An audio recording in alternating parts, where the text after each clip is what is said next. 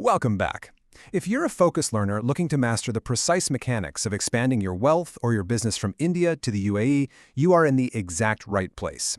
Today, we're taking a navigational journey through a dense, highly regulated but incredibly rewarding investment corridor, the Overseas Direct Investment, or ODI framework from India to the UAE. Think of this explainer as your complete strategic roadmap. We're going to take what usually feels like a maze of regulations and turn it into a crystal clear path forward. Okay, let's dive into this by challenging a huge assumption you probably brought with you today. Are you actually a resident of India? Now you might be thinking, well, obviously. But the uncomfortable truth is that when you invest overseas, you essentially have to carry two passports in a regulatory sense. You have one residency status according to the Reserve Bank of India under FEMA and an entirely separate residency status according to the Income Tax Department. Getting these two mixed up is absolutely the quickest way to derail your entire plan. So here is our roadmap for today's explainer. We'll quickly cover the residency dual trap, then investment routes and limits, navigating taxes and treaties, choosing your ideal structure, and finally, compliance and those severe penalties. Don't worry, these complex legal puzzle pieces will all fit cleanly together by the end. All right, kicking things off with part one, the residency dual trap. Getting this foundational step wrong can literally derail your entire strategy. Think of FEMA as looking entirely at your intention. If you pack up your life and relocate to Dubai for a new job or to start a business, you instantly become a non-resident under FEMA, literally on the exact day you leave. But by stark contrast, the Income Tax Act, it doesn't care about your intentions at all. It only cares about the math. It uses a super rigid day count test. So someone relocating to Dubai in October can instantly become a non-resident for foreign exchange purposes, but remain an Indian tax resident paying Indian taxes on their worldwide income for the rest of that financial year. Crazy, right? And man, it gets even trickier for the UAE corridor because of what we call the stateless person rule, or Section 61A. If you are an Indian citizen making over 15 lakh rupees from Indian sources and you aren't strictly liable to pay tax in another country, India pulls you right back into its tax net as a deemed resident. Because the UAE doesn't levy personal income tax, simply holding a UAE visa is absolutely not enough. You must establish genuine UAE tax residency with a real home and sufficient days spent there to avoid being dragged right back into this trap. Moving right along to the borders of our roadmap with Part 2, Investment Routes and Limits. So what actually is an overseas direct investment, or ODI? Basically, it means you're acquiring unlisted equity, buying 10% or more of listed equity, or gaining actual control over a foreign entity, like grabbing a board seat. We really have to contrast this with an OPI, or overseas portfolio investment, which is mostly for those small, passive stakes in listed securities. Treating an ODI as an OPI or vice versa means you're going to file the wrong forms, breach the wrong limits, and create a massive compliance nightmare. Now, if you are an Indian entity, like a private limited company or an LLP, 400% is your magic number. Under the automatic route, you can invest up to 400% of your certified net worth across all your foreign entities. But pay really close attention here. This aggregate limit isn't just the equity check you write. It includes any debt you extend to that foreign entity and any performance or financial guarantees you provide. That extra stuff silently eats up your headroom, so watch out. On the flip side, if you're investing as a resident individual, your limit looks completely different. You are governed by the Liberalized Remittance Scheme, or LRS, which is strictly capped at $250,000 per financial year. And remember, this is one combined bucket. Your ODI investment, your family holidays, your kids' overseas tuition, it all draws from this exact same $250,000 ceiling. Now, what's really interesting about this slide is the upfront cost of deploying that capital. For residual LRS investments, which includes ODI, there's a 20% tax collected at source, or TCS, on amounts exceeding 10 lakh rupees in a year.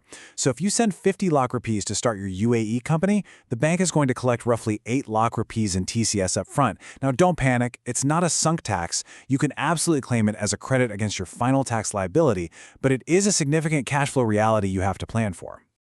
Let's hit the toll booths of our journey in Part 3, Navigating Taxes and Treaties.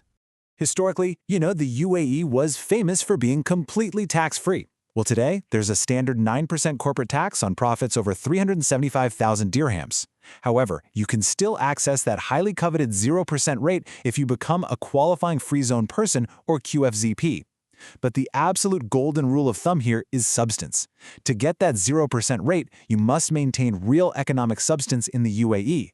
real staff on the ground, real operating expenses, and management decisions genuinely being made in the country.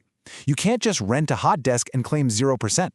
And I want to use very cautionary language here because the UAE Tax Authority is absolutely not playing around with QFZP status. If you fail even one of the qualifying conditions in a given year, say you mess up the revenue mix de minimis test, you don't just pay 9% for that 1 year. No way. You are locked out of the 0% rate for that year plus the next 4 tax periods. That is a 5-year penalty at the 9% standard rate for one single compliance slip.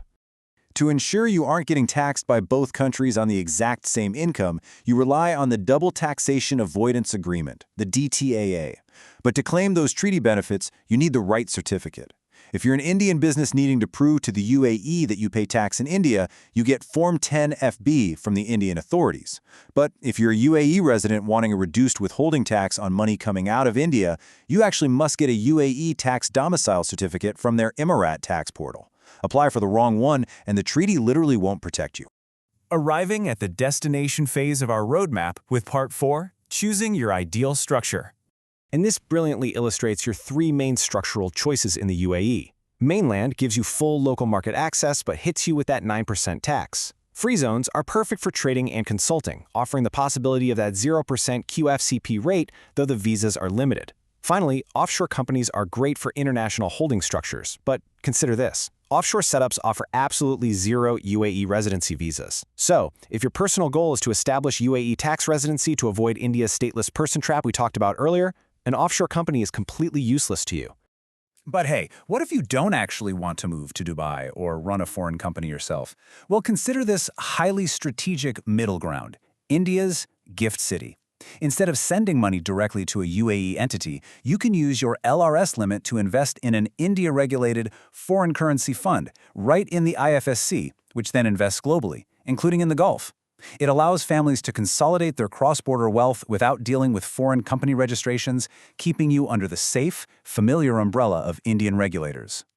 Moving to our final high-stakes section, compliance and severe penalties. This is the lifeline that prevents everything from collapsing. Let's move to and see how this builds across the lifespan of your investment. It isn't just a one-time event. It's 5 mandatory stages. Before you remit, you need board approvals and valuation certificates. At remittance, your bank files Form FC and gets a unique identification number from the RBI. Within 6 months after sending the cash, you must prove you actually got the shares. Every single year, you must file an annual performance report by December 31st. And finally, when you exit, you report your disinvestment and bring the proceeds back. Skip any of these, and the system completely freezes your ability to invest further. Now when things go wrong, the RBI framework separates mistakes into 2 buckets. If you just filed a Form late, you pay a late submission fee, basically a flat financial slap on the wrist. But if you overshot your 400% limit or engaged in illegal round-tripping, you face compounding. This is a severe process where you have to admit guilt, and the RBI computes a massive penalty. And if you refuse to compound, enforcement agencies actually have the power to seize an equivalent value of your assets located right here in India.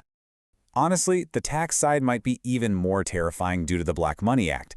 If you simply forget to report your UAE company in Schedule FA of your tax return, that's a flat 10 lakh rupee penalty, even if the company generated 0 income. If you actively hide assets, you face a 30% flat tax, penalties up to 3 times the tax amount, and rigorous imprisonment for 3 to 10 years. Disclosure discipline matters far more than the tax itself, folks. By the way, if you've made an honest mistake in the past, definitely look into the FAST-DS 2026 amnesty window. It is literally a get-out-of-jail-free card for inadvertent non-disclosure. Which brings us to our final thought. The UAE offers incredible opportunity, a booming market, and highly favorable tax environments. But as we've clearly seen, navigating these regulatory toll booths requires absolute precision. Take a hard look at your own setup right now. Is your current structure a genuinely strategic bridge to the UAE, perfectly aligned with FEMA and the tax department? Or is it a compliance trap, built on faulty residency assumptions and missed filings, just waiting to spring? Thanks for joining me on this explainer, and stay focused.